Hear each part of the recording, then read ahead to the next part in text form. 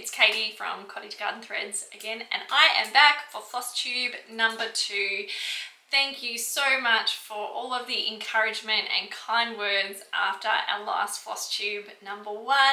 I'm blown away with all the beautiful comments and so excited to be back here again. It's made me so motivated to get my stitching in, and I can't wait to show you what I've been up to today.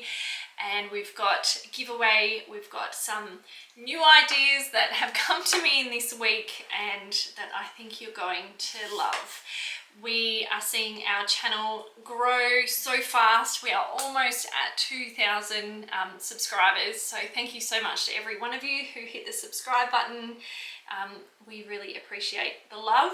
So if you haven't done that already, hit the subscribe button, and I get a little warm and fuzzy every time I see a new subscriber on our page. And also for commenting, really appreciate it. What a beautiful community that we have, and I'm so honoured to be a part of it. So thank you so much for having me, FLOSSTUBE, and I can't wait to continue bringing you these videos. So just to mention at the start of the video here that throughout the FLOSSTUBE videos, I won't be really mentioning any big promotions or specials that Cottage Garden Threads is running. I just am very aware that they are time sensitive type things, so they might have come and gone by the time you are watching this in the future. So please head over to our website after you've watched the video today and sign up to our email newsletter, and that way you will not miss out on any of those promotions or anything that we do run, and you'll be the first to know. And sometimes we have member exclusive offers as well that you can only get through the email newsletter. So I'd love to see you over there as well. Anything that I mention throughout the FLOSSTUBE today, I will put all of the details in the description below. So you don't have to keep a pen and paper handy. You can just, you can just go in the descriptions and I'll have all the links for everything in there. Go and pop on the kettle, make yourself a cuppa, put your feet up, and get your stitching out, and spend some time with me. Let's hang out, let's do some stitching. So here's what I've been stitching through the week. We've got some more progress on the Field Journal Stitcheries. So this is the one that I had done of the octagon, and now I have also completed.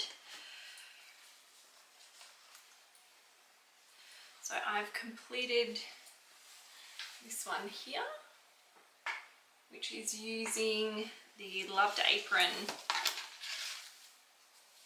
colour from the Cottage Core collection, and Chantilly lace, also from the Cottage Core collection. That's a really sweet one. And the next one that I've moved on to and almost finished is this one here. And that one is using the Simple Things, so the same green that I had used in the first one. And the hero of the cool tones in the Cottage Core collection, this is Cottage for the flowers. So that one's almost done. I've left them on the panel that I'm working on because I work in a hoop, so it's a bit easier to get the hoop on when there's a lot more fabric rather than cutting them out. But if you, I guess, worked in hand, then that would be fine. So that's why they are still attached. So I used the octagon template to first trace on the octagon shape and then use the iron-on transfers to get them on nice and centered. So that, I wanted to get about 4 stitched out so that I could then put them together to see how they're going to look and decide on what fabrics that I wanted to use in the squares of the corners. So that's that one done, and I am also going to be working on now the next FJX design. So this is the ones that I showed last video. So they're the Field Journal cross stitch designs, and I've got the 4 of those that I have done. That one, and the cherry blossom. So the next one I'm working on is there is no chart for that yet, because it's still just had the model stitch that Justin has done the conversion for, and then I've got the raw file that I'll then turn into the chart. So this is what the chart looks like for the FJX designs. So they're a really nice heavy card. I'll just kind of show you that bit with the coloured chart on the inside and the guide, and then a journal page on the back so that you can journal your thoughts as you're stitching it, capturing little moments in time of like who you caught up with or what floss tube you were watching. Maybe it was me. And then they go together and create a journal of your work. So this is the one that Justin has stitched up of the I think 406 Honesty is what it's called, and then I'm going to stitch that up on the same linen as what I have used for these ones. So that is from No. 1 to Stitch Co. I'm sorry, Nicola, I have lost the tag. I don't know what that's called, but it is beautiful. And if I can find it and match it up, I'll put the information somewhere, details, or pop it up on screen like magic. That actually reminds me of a really funny memory that I have. It's a beautiful memory of a really great friend of mine growing up, one of my best friends, and we used to make videos with the camcorder or whatever they were called then, and about what we wanted to do when we grew up. And at that time, I wanted to be a landscape gardener, and my absolute favourite show was Gardening Australia with Peter Cundall. And so I enacted out in her backyard with the shovel, and of course Peter Cundall, who is so he's now passed away, so it was a very sad day when that happened, but he would sign off every video with, and I'm afraid to say that is your lot for the week. So that was mine, and hers was that she wanted to be a someone who puts the graphics over TV shows and videos and stuff. We had no idea what that was called, and I still don't.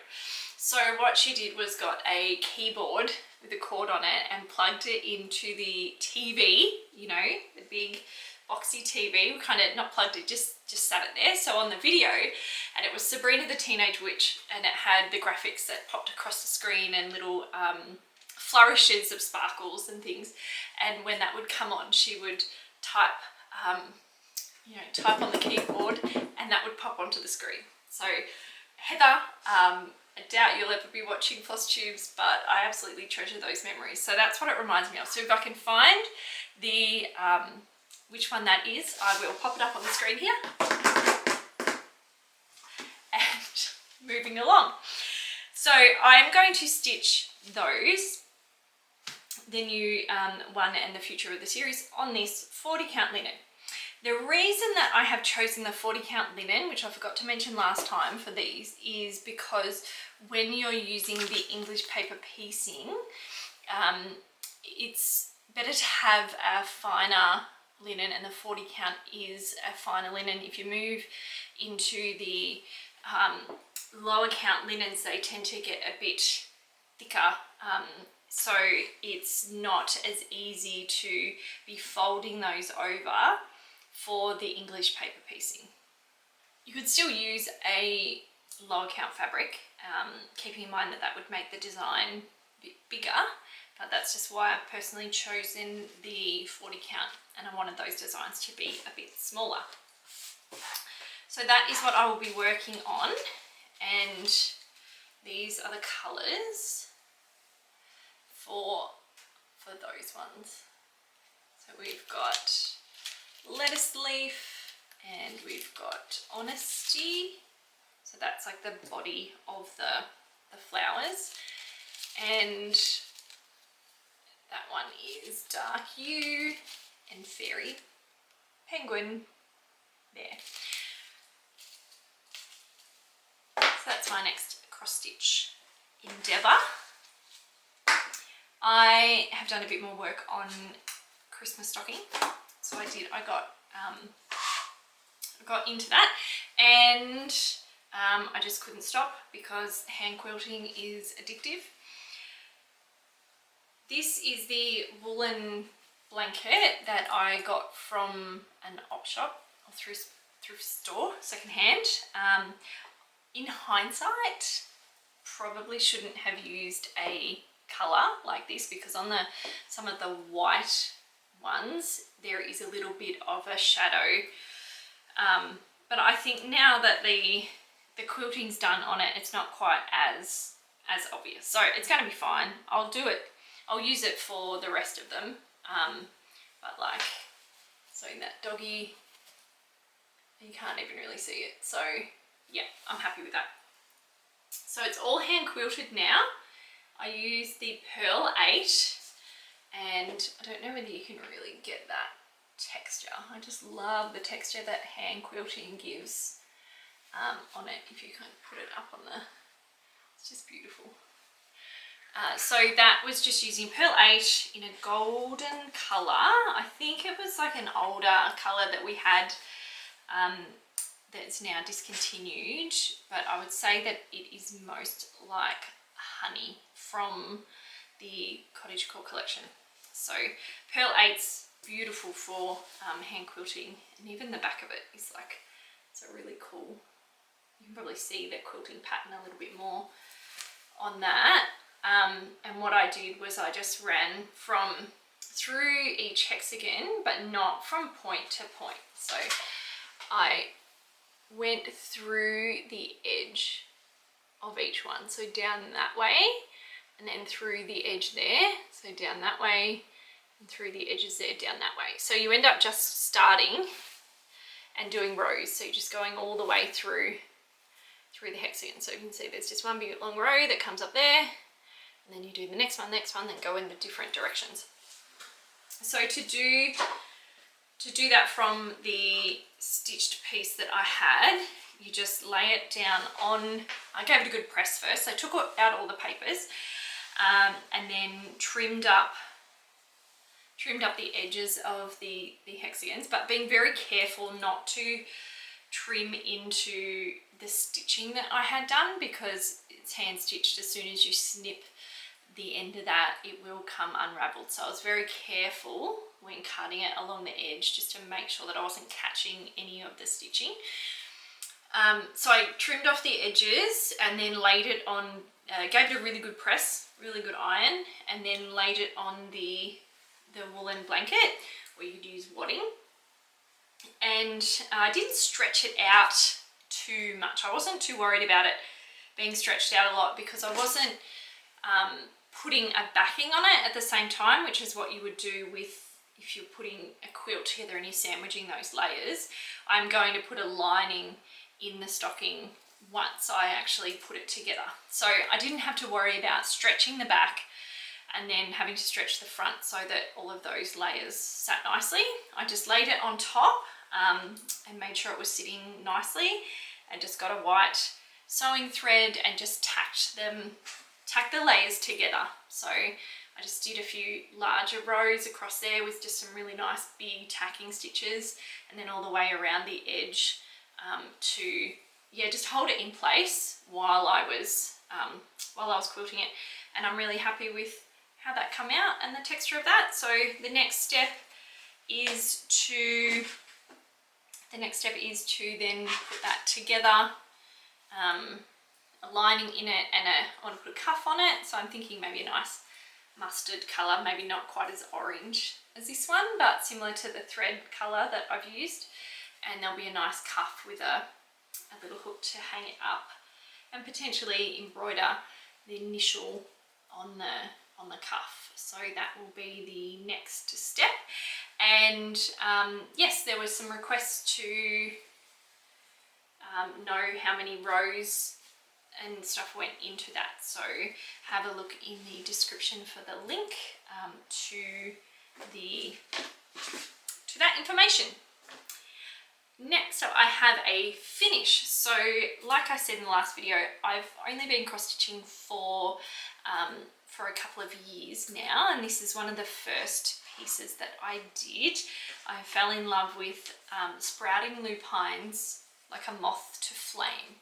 So I haven't fully finished this, it's just kind of wrapped around a bit of board, so it's a little bit wonky in the stretching, so just ignore that.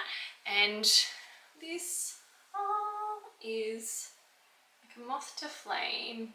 So that was one of my very first ones, and I absolutely love it. And what I did, I couldn't help myself, because the pattern chart called for a specialty thread for the body that I think was like maybe a mohair or something, with a little bit of texture and a bit fluffy to give that look, but I didn't have that. So I instead, and I'll try and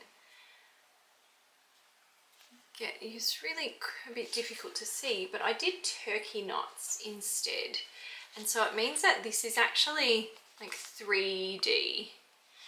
So you can kind of see how far he sticks out there. Maybe I'll insert a photo so that you can just see that, because it's just as adorable. And I'm really happy with how that turned out. You just want to touch it, because it's like a little pom-pom. And that is done using turkey knots. So a turkey knot is where you are creating a pile with a thread, but it's actually a series of loops, and then you trim it right down.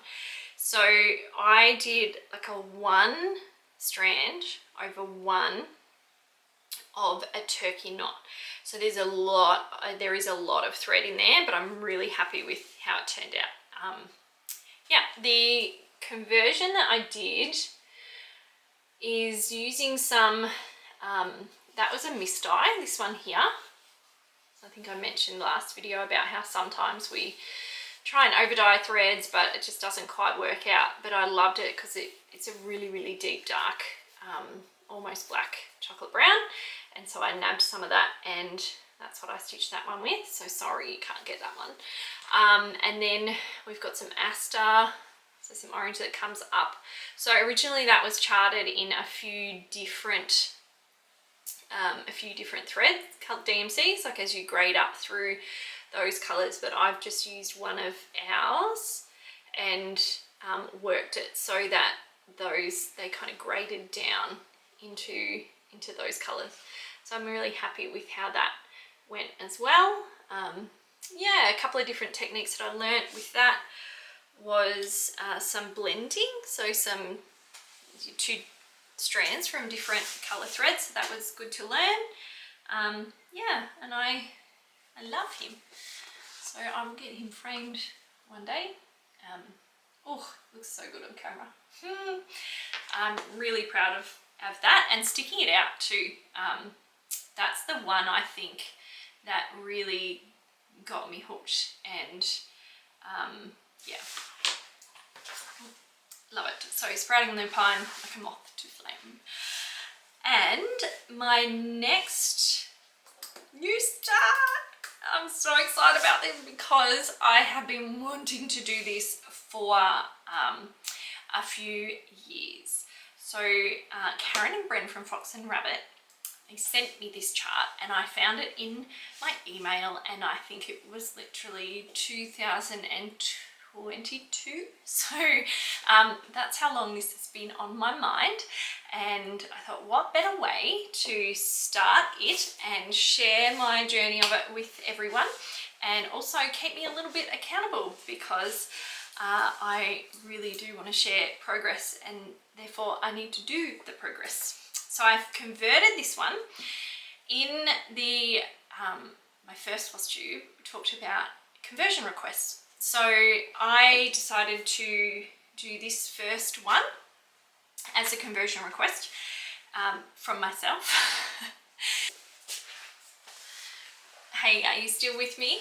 Now is the halfway point of the video, so I will pop a halfway channel marker here. Perfect time to pause the video, hop up, have a stretch, stretch your arms, give your neck a move around, stretch your back, and maybe hop up and make yourself another cuppa and settle back down in for the second half of floss tube. So the chart that the design I'm going to do is Mary Morgan's. She's absolutely beautiful. The colours grabbed me with this. I just absolutely adore it. So I have done the conversion. All of these are all beautiful colours here. And I won't go through them all because there's quite a lot, but I will share with you where you can find out what they all are. So I've done pretty much a like for like conversion. The only thing that I did want to change is there's a really, in the border around the outsides, there is quite a strong yellow in it, but I wanted to change that yellow to a bit more of a like a chartreuse. So I've gone with pea soup instead of that really bright yellow, which probably would have been buttercup, would be the true like for like conversion of that. So that's one thing that I have changed out.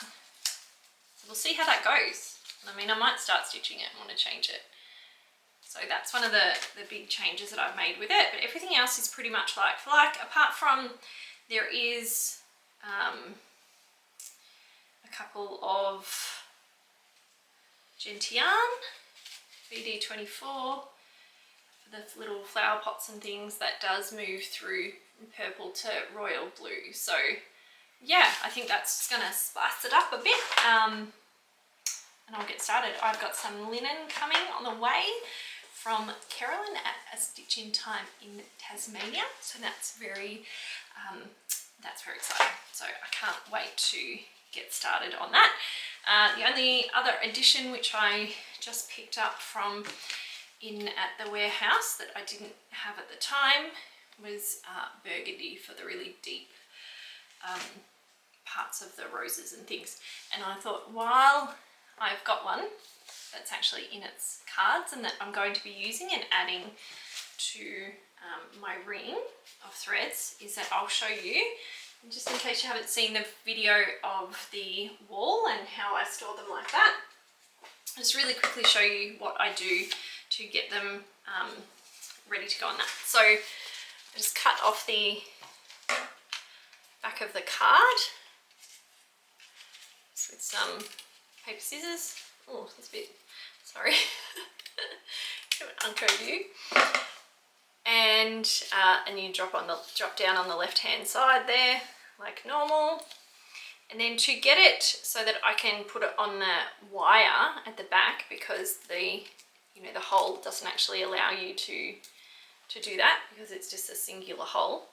I cut a little curve that goes from the top of the packaging just down to the bottom of that, and I'm not sure I'm going to be able to kind of do that well in this this angle. So I kind of line it up with with the edge of the C there, and I just cut down and into the bottom of the, and I've made it. Anyway, watch the other video and you'll see that it's a bit more coordinated than what I've just done there. So now that is prepared to either hang up on the wire, and that's how I take them off as well, is that you can see one there, that's a little bit better. It's a little curve. So to put them back on, I just find where it's got to go, and it just slips on and off. So that's now prepared, and I'll pop that on my ring. But of course I have to put it in colour order because it's a compulsion. I just can't help it. Anything that I have, and actually that reminds me, do you think I'm putting this out there to you lovely FLOSSTUBE land? Now I don't know which way that was. Hang on. So red, orange, yellow. I think I just had the brown at the start. Oh, that works the other way too. That works either way. So all in colour order. I have a question for you. Do you think that I should reorganise my thread wall in colour order? I'm very tempted. So let me know. I'll see what you all think. I mean, it's quite, I know where everything is because it is in number order, and I know which numbers are which threads, but I also know which colours are which threads. So I don't think it's going to matter so much for me finding them that they're in the same ranges. Like, I think that at home you might want to organise them by number orders and ranges so that you can find them easily. It depends what kind of a stitch you are. If you like to change a lot and do your own conversions, then colour order I think works really well. But if you like to use what is suggested in the charts, then the called for threads, then having them in number order probably makes more sense because they'll be easier to find. For me, it doesn't really make much of a difference. So I'd love to know, do you think I should sort my thread wall into colour order?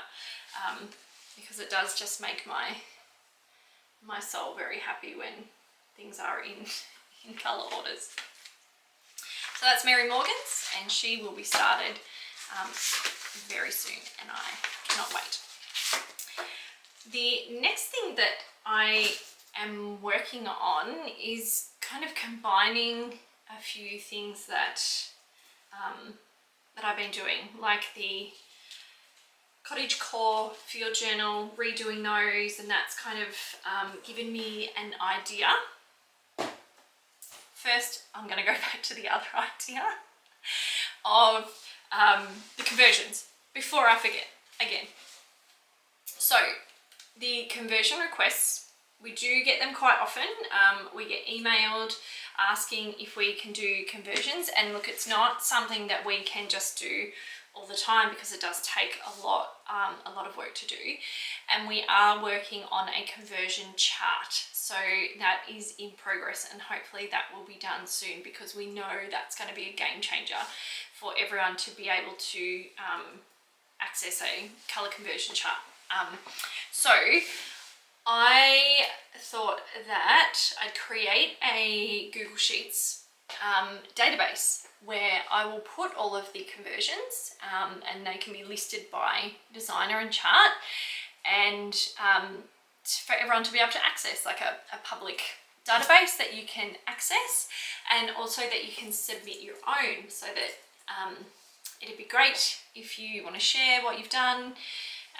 I think that would just be a fantastic thing to do. So the link to the database will be in the description below, where you can access, I've got the Mary Morgan conversion on there already, and yeah, we'll just build that and add things to that, and anything that conversions we've done in the past will pop in there. We've done Palace of the Winds, Jan Hicks, in a few different colorways there as well, so we can start to build up that database. And if you've got any requests of what you would like, you can submit them through that through a form that will link to that database. So that link is in the description. If you would like to submit a conversion request, please use that form to do so, and you'll have some questions like, do you want it to be like for like, so the same color, or the closest is what we've got, or would you like to spice it up a bit and go a different kind of vibe, darker or lighter, or completely different colors. Yeah, so that's fun. We'll be building that. Now on to my next thought that come to me while I've been working on the field journal, the different ways to do that, is maybe we can have a stitch along. So embroidery and cross stitch to work through some of the designs with the field journal. So I haven't nutted out all the details yet, but I think that could be really fun. So a stitch along with the English paper pieced version of, so like this version here, of cross stitch or embroidery, and also another way that you can do the field journal, put the field journal designs together. And this is a project that was with the Field Journal Club.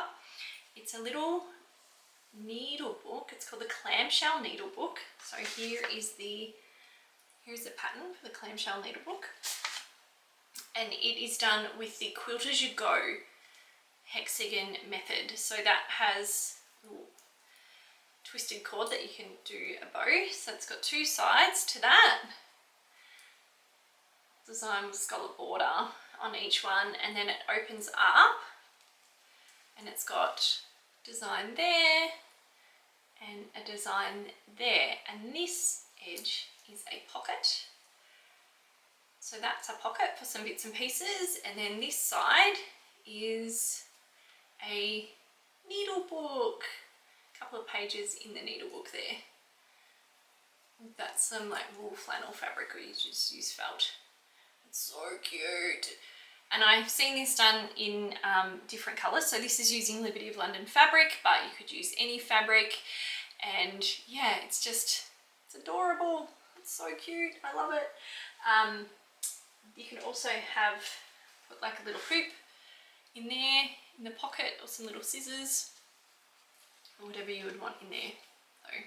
So it's a really cute little project. And I thought that could also be using your cross stitch pieces that you finished. Does not depend on what I mentioned before about having to be like a bit of a lighter weight linen, finer linen. This can be any kind of linen, because this is not English paper pieced. This is a quilt as you go method. So we've got these rulers.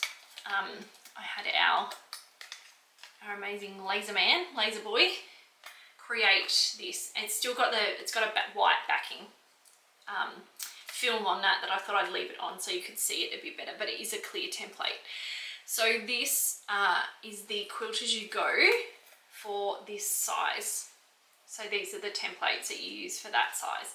So that one you cut your stitchery out. It also has guidelines on there across that way, so you can get it nice and centered. And this one is for your fabric and the wadding that you cut out. So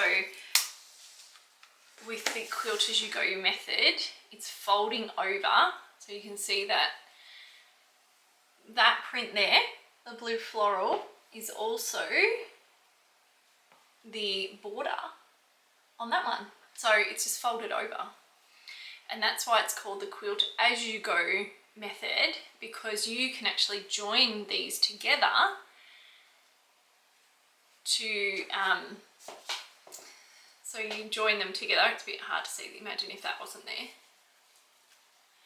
You join these together and the pieces all together, and then you don't have to quilt it at the end like I've quilted the stocking or a quilt. The quilt as you go, you just make them one by one and you join them together. So there have been some very talented stitchers who have put the entire field journal quilt together in this method, and it's just absolutely beautiful, because you also get like a patchwork effect, the hexagons on the reverse of the quilt, so it's creates a reverse quilt. So in the stitch along, I thought that would be really cool to have that version, so Quilt As You Go version, or the English paper pieced version, and potentially the octagon version. So I'm not sure. I have to work out the details of that and what that looks like, but I thought that could be really fun. So if that sounds like fun to you and that's something that you might like to be a part of, please pop it in the comments so that I know that that's something to go ahead with. Would be amazing. The news from the dye room I have this week is that we are even closer to the Secret Garden collection. We have finalised all of the colours and they look amazing. They've been put through multiple tests and they are stunning. So they are getting dyed up right now. The final colours getting dyed up as we speak, and they will start shipping, all things going to plan, next week. So that is super exciting for Secret Garden. So then we will be opening that up for general sales. So keep your eye out so that you can grab yourself some of the Secret Garden collection. It's absolutely beautiful, and I'm so excited to stitch something with that. And I was thinking maybe I could work in with the stitch along, potentially using some of those colours, just so I can get to use them, because they're absolutely beautiful. So can't wait for those.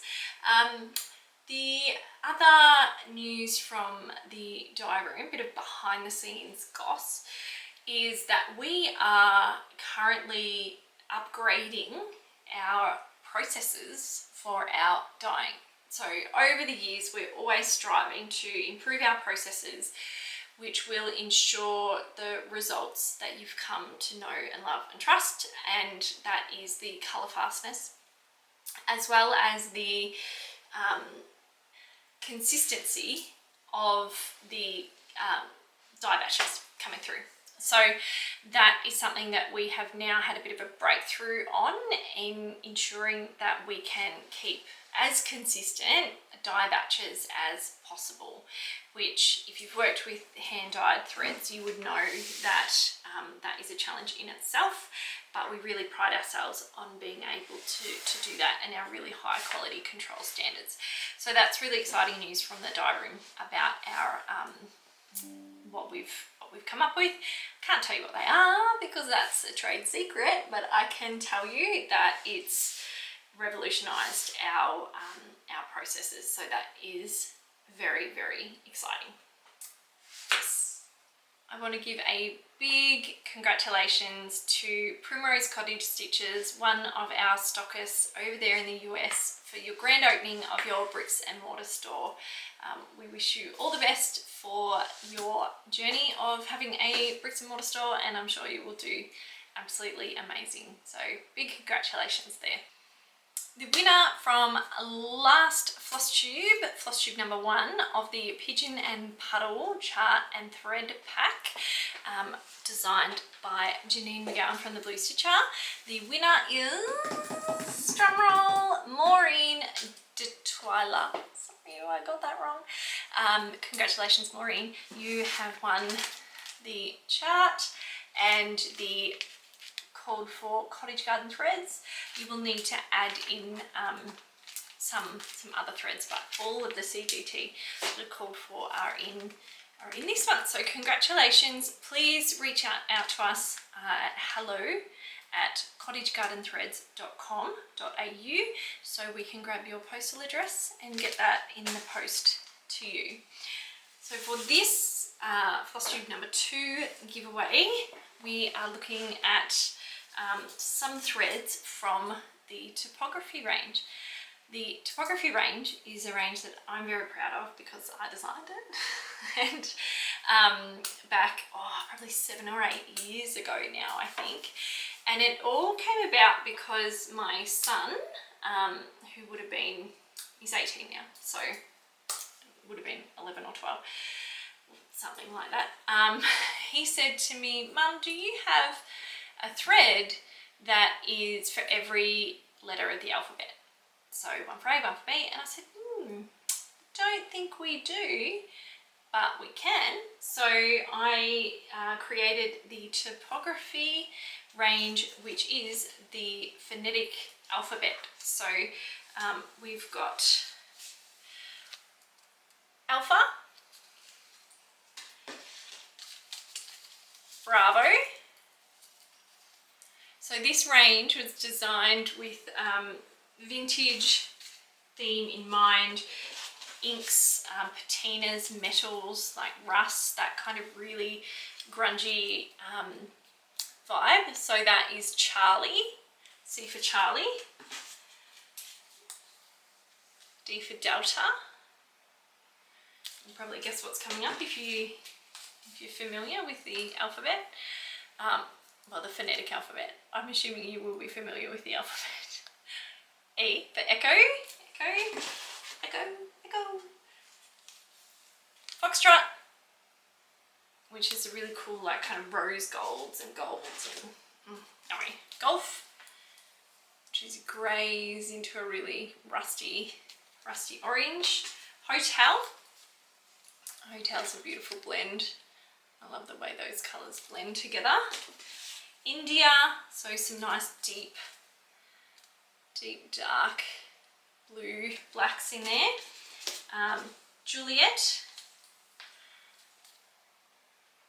so that's a little bit lighter blue than what was like in Golf. Kilo, and you probably recognise Echo from, that was used in a very popular little chart, another Janine McGowan, the Hedgehog and Hyacinths, where the hedgehog has little boots on. It was so cute. I was having a chat to Janine the other day about boots and it getting into the colder weather here. So I'm in gum boots nearly every day. And I mean, I don't mean like big sloshy gum boots. We have a brand called Merry People that's really popular, and I've got a couple of pairs of those, and they've really made, Danny, the owner of the company, is amazing and really made gumboots kind of part of everyday wear. So yep, and it was very fitting that they're called Merry Peoples, and Janine's designs are very, very merry and make you giggle and lots of joy. So yeah, that was very, very fitting. So we've got Kilo, some browns. Lima's has been another really popular one with all the deep blues, and that was in the Hearts of Pam thread pack, so some of you might be familiar with that one. And then we've got Mike. Any spiders at work are called Mike, because when we had thread racks and each thread had a big tub of its own, now we have just smaller pick bins because we actually assemble the threads, and then they sit in their little beds ready to be picked for orders. But when we had larger tubs, there was a little spider who lived in Mike tub, so that is why all spiders are called Mike. And we've got November.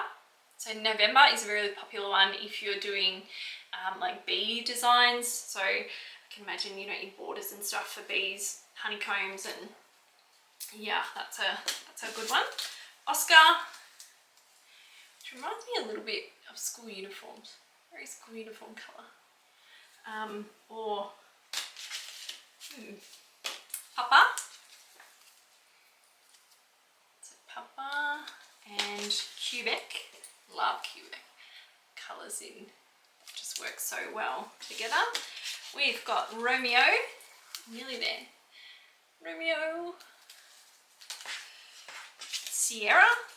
So Sierra is like, oh, it's like a really rusty, grungy That beautiful autumn tone as well. Tango, again moving through some of those colours, a little redder than the ones that have the similar colours in it rather than a purpley burgundy colour. Uniform, which does not look like a uniform, but anyway. And then we've got Victor. Victor's a really popular red, one of our reds that we have. It is like an aged vintage type red. We've got Whiskey. This is Mum's favourite thread because she loves a drop of whiskey. X-ray. X-ray. And then we've got Yankee. Yankee is like a grey-green colour. That's a really nice neutral.